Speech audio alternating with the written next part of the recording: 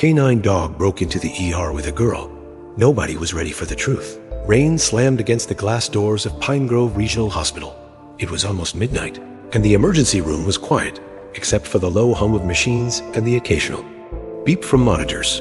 A nurse named Jamie was sipping coffee when the automatic doors creaked open. That's when it happened. A loud bark cut through the stillness like a siren. Heads turned. A soaked German shepherd burst through the entrance, his paws slapping against the tile. He was large, powerful, and dripping wet. Around his neck hung an old, half-torn canine vest. But what froze everyone in place wasn't the dog. It was what he was dragging. A little girl. She was limp, barefoot, her body scratched and bruised. Her clothes were torn, and dried blood streaked. Her arms and legs, the dog held her gently by the collar of her shirt, careful not to hurt her more. He stopped in the center of the room, laid her carefully onto the floor near a gurney, and barked again, loud, demanding, "Someone get a doctor." Jamie shouted, dropping her cup. The air erupted into motion. Nurses rushed forward. A doctor yelled out orders. One nurse tried to move the dog aside, but he growled, a low, steady sound. Not angry, just protective. "He's guarding her," someone whispered. "Where did he come from?" Another asked. There were no adults with him. No car pulled up, no tag on his collar, just the dog and the girl. As they wheeled the girl away, a nurse bent down and whispered, "It's okay, sweetheart. You're safe now." The girl blinked slowly, her lips dry and cracked. She opened her mouth and whispered one word, "Safe." Then she passed out. The dog sat outside the trauma room door for over an hour. He didn't move, not even when someone tried to put a leash on him. He growled again, just enough to send a warning. He wasn't leaving. That's when Detective Aria Vale arrived. She'd been called in when the hospital reported an unaccompanied child and an unidentified canine. Aria was in her late 30s, calm but sharp. She had once led the investigation into a fire at a research building nearby, until it got shut down without answers. That case still haunted her. The moment Aria saw the dog through the glass, something stirred. "I know that face," she said. Quietly, the nurse beside her looked confused. "You do?" "Yeah," Aria whispered. "I think that's Kodiak. He used to serve with Officer Halloran. They were both reported dead in the Sunrise Fire 2 years ago. But he's here," the nurse said, "and he brought that girl inside the trauma room. Doctors worked to stabilize the child. No ID, no name. She was badly malnourished, covered in small scars, and had what looked like old injection marks on her arms. No one could figure out where she came from." Later that night, Dr. Elena Frost, a quiet, gentle psychiatrist in her 40s, sat with the girl as she woke briefly. "Hi, sweetie," she said. "Can you tell me your name?" The girl blinked. Her mouth moved slowly. Sophie, Dr. Frost, nodded and smiled. "Thank you." Sophie looked around, confused. Then her eyes locked on the dog sitting just outside the door. She tried to sit up, panicking. "Where's Kodiak?" she whispered. Dr. Frost turned to the nurse. "Let him in." As soon as the door opened, Kodiak trotted inside. His tail wagged just a little, and his ears twitched. Sophie reached out with both hands and pressed them to his face. "You came back," she whispered. Kodiak let out a soft, low whine and rested his head in her lap. It was the first time she smiled. Aria stood in the hallway watching. Something about the way the dog acted. It wasn't random. It was like he had a mission. He wasn't just helping this girl. He knew her. He was her soldier, her shield. A nurse leaned in and said quietly, "The weirdest part? The EA scanner says he's not chipped. No record of him in the system. He shouldn't exist." Aria narrowed her eyes. "Well, maybe we're looking in the wrong system." And just like that, the questions began. Where had Sophie come from? How had Kodiak found her? And most of all, why had no one else found her first? The next morning, Sophie lay quietly in her hospital bed. She hadn't said much, but she hadn't let go of Kodiak either. His head rested on her lap, his eyes always scanning the room. Every time a nurse came too close, he'd growl, not loud, just enough to say, "Stay back." Detective Aria Vale returned with news. "I ran a background check," she told Dr. Frost. "Kodiak was declared dead in the Sunrise Fire 2 years ago. So was his handler, Officer Halloran." Dr. Frost blinked. "But he's alive. He found her. That means he didn't run away from that fire. He escaped." Aria nodded. "And somehow he found Sophie." Meanwhile, Sophie still wasn't talking much, but she had started drawing. At first, it was simple shapes, then lines, boxes, doors, faces with no eyes. Dr. Frost sat beside her each day, asking small, gentle questions.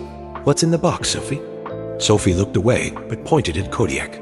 "He found me," she whispered. When asked where, she just said, "The place with no windows." Later that day, Nurse Jamie was cleaning an old hallway on the lower floor when she saw something strange, muddy paw prints.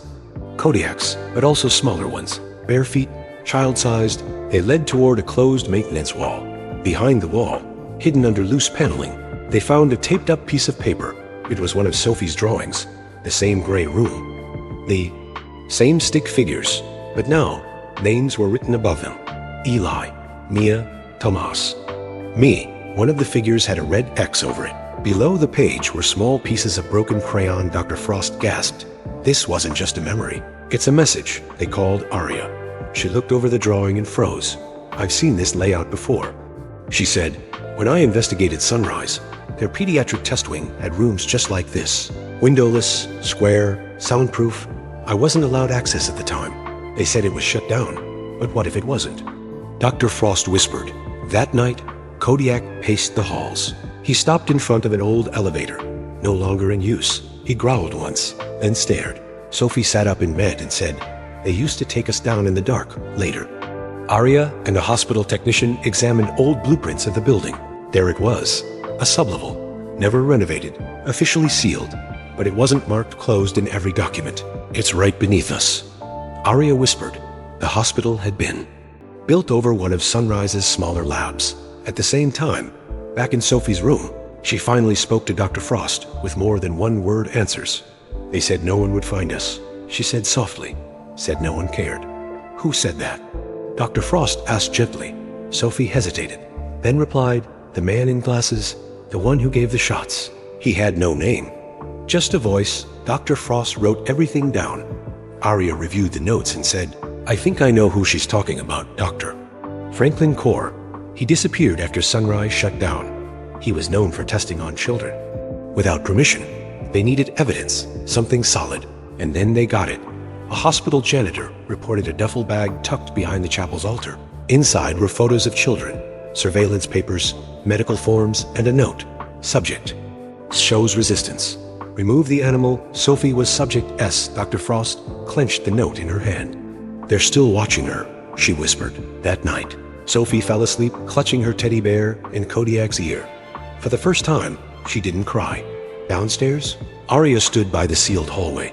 She looked at Kodiak. "You brought her back," she said. "But I think you're not finished yet." Kodiak stared into the shadows and let out one long, low bark, as if to say, "I know where to go next." The hospital was quiet that night, but Kodiak wasn't resting. He paced the hall outside Sophie's room, ears twitching, nose in the air. Something had changed. He could feel it. Down in the basement, Officer Aria Vale and Dr. Elena Frost had returned to the sealed-off hallway. The place smelled of dust and rust. It had been hidden for years, but the drawings and clues all pointed here. Kodiak barked once, sharply, and began pawing at the wall. A maintenance worker used a crowbar to pry open a panel. Behind it was a narrow tunnel, lined with concrete and pipes. The air was cold and stale. "Let's go," Aria said. Flashlight in hand, the deeper they went, the more it felt like a different world. They passed metal doors with no handles. On the walls were scratch marks, small, like from children. On one door, someone had written the word "help" in crayon. Dr. Frost's hands shook as she read it. In one of the rooms, they found hooks on the walls, a rusted bed frame bolted to the floor, and a camera with broken wires. This wasn't just storage. It was used for something terrible. A clipboard sat on the ground, half burned. Aria picked it up. Subject: Sophie's 308. Non-compliant. Remove animal contact. Dr. Frost stared at it. They were watching her before. The fire. And planning to take the dog out. They knew Kodiak was a threat, Aria said, her voice tight with anger. Back upstairs, Sophie was sleeping peacefully until the lights flickered. She sat up straight and whispered, "He's here." Moments later, security. Cameras caught a man in dark clothing entering through the old boiler room. No badge, no ID, just gloves and a small black case in his hand. An alert was sent out. Breach in basement access. Unknown intruder. Aria and Dr. Frost received the call just as Kodiak took off down the tunnel. No leash, no hesitation. He moved. Like a soldier who had just heard the battle cry, Officer Arya ran after him, yelling, "Kodiak, wait!" But he didn't stop, not this time down in the sublevel. The intruder crept through the shadows. In his hand was a pressurized syringe. He wasn't there to talk. He was there to finish the job. He reached a hallway near the old pediatric wing. His eyes locked on an emergency exit, but standing in front of it was Kodiak. The dog stood perfectly still, blocking the path. He didn't bark. He didn't growl. He just stared. "The man froze you again," he muttered. "You were supposed to be gone." He raised the syringe. "You were the mistake." Before he could move, Kodiak leapt. Two hit the ground hard. The syringe rolled away. The man struggled, but Kodiak was stronger. He growled and bared his teeth. Holding the man down, that's when Arya arrived. "Don't move," she shouted, pulling her gun. The man's face was cut and bleeding. He tried to speak, but Arya didn't care. "You're under arrest." Kodiak stepped back, his tail still stiff. Back in Sophie's room, she had jumped out of bed and ran to the door. "Don't let them take me again," she cried. A nurse held her gently. "You're safe." He stopped them later. The man was brought to the station. He had no wallet, no ID, but under his gloves were tattoos, rows of barcodes across his knuckles. Arya recognized the pattern. "We've seen this before," she told her team. "This guy worked security for a sunrise lab. He was supposed to be dead after the fire. He's part of it." The man refused to speak, but his phone, found in his pocket, held a message. "Subject S recovered. Location compromised. Clean up. No loose ends," Dr. Frost gasped. They were coming for Sophie again. Back at the hospital, Sophie finally relaxed. She curled up with Kodiak at her feet. Dr. Frost sat beside her. "Do you know who that man was?" she asked gently. Sophie nodded. "He took Eli. He said Eli made too much noise." Tears filled her eyes. "We tried to save him." Kodiak tried. Dr. Frost took her hand. "You did your best." "And you're safe now?" Sophie whispered. "But he's not done yet, Doctor." Frost looked at Kodiak, who was watching the window, ears perked. The dog wasn't resting. He was waiting. The next morning, Arya stood outside the police station, holding a search warrant in one hand and her badge in the other. She looked at the address printed on the paper, Red Elm Compound. A stretch of private land 30 miles away, owned by a fake company. Inside the station, forensics teams had found something terrifying. The phone taken from the man Kodiak stopped had encrypted messages. One message said, "Phase 2 is already active. Relocation site. Red Elm." They had also recovered a computer from the hospital basement. One folder on the hard drive was labeled subjects. Inside were profiles, photos of children, numbers instead of names, and medical notes. Only a few files were marked released. Most were marked terminated. Arya called a meeting with her team. "We're going in," she said firmly. "We're finding the rest of them, and Kodiak's coming with." U.S. Officer Barnes, Arya's partner, loaded Kodiak into the back of her cruiser. "You ready for this, boy?" she asked. Kodiak sat tall, his eyes locked on the road ahead. He didn't bark. He didn't wag. He just waited. They reached the Red Elm compound at dawn. A long fence surrounded the land. The buildings looked peaceful, like a retreat center. A greenhouse, a chapel. But Kodiak wasn't fooled. He pulled hard toward the side of the chapel. There was a hidden utility door, almost covered in vines. Arya gave the signal. "Go." The team busted the door open. Stairs led down, farther than anyone expected. Cold air rushed up like a breath being released after years of silence. At the bottom was a hallway with white walls and bright lights. It looked like a hospital, but something about it felt wrong, very wrong, room by room. They checked each door. Then they heard it, children's voices, crying, singing, whispering. We found them. Arya yelled into her radio. "We've got them." In one room, they found a girl named Mia. In another, a boy named Eli. When Sophie was told they were alive, she cried into Dr. Frost's coat and whispered, "I knew he didn't give up."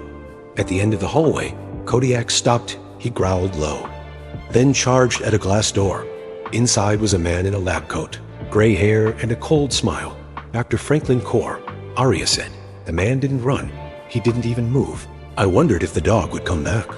He said calmly, "Core was arrested without a fight." In his office, officers found thousands of files, videos, test results, and syringes. He never used the children's names, just codes like S308 or T212. When asked why he didn't leave sooner, Core gave a chilling answer. I wanted to see if the dog would finish what his partner started. Back at Pine Grove Hospital, Sophie was reunited with Mia and Eli.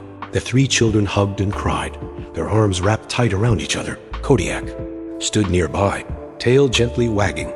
News of the raid spread fast. Headlines flashed across TVs and phones. Retired canine exposes secret lab Kodiak. The dog saves dozens of children found thanks to one loyal dog. Sophie moved into protective care under Officer Barnes. Her new home was a quiet farmhouse with a big yard and trees that rustled in the wind. Kodiak stayed with them. He slept by her bed every night and walked her to the mailbox every morning. She called Barnes Aunt Leah by the second week. In the living room, they kept a small shelf with photos. Sophie, Mia, Eli, and Kodiak. A ribbon hung beside it with a silver tag that read, K9 Kodiak, Unit 412 Hero without words. One afternoon, Sophie sat with Dr. Frost and asked, why didn't anyone come before? Dr. Frost took her hand and said softly, because sometimes the right person doesn't come, but the right dog does. Sophie smiled. At Core's trial, the courtroom was filled with reporters, families, and agents. The evidence was so strong, the judge didn't allow a long trial. Core pleaded guilty and was sentenced to life in prison. He never apologized, but he did say one thing before being taken away. They're just children. Their future can be shaped. Arya watched him leave in handcuffs. Not like that, she muttered. Later, the governor gave Kodiak the Medal of Valor in a small ceremony outside City Hall. He knelt beside the dog and pinned the medal to his vest. The crowd stood and clapped. Kodiak didn't bark. He just looked at Sophie and wagged his tail. That night, as Sophie drifted off to sleep, she whispered, thank you, Kodiak. You came back, and you never stopped. Kodiak lay beside her, ears up, eyes still, watching the door, just in case. Subscribe to our YouTube channel, Love Tales of Tales, for long, heartwarming pets and animals, love stories that stay with you long after they end.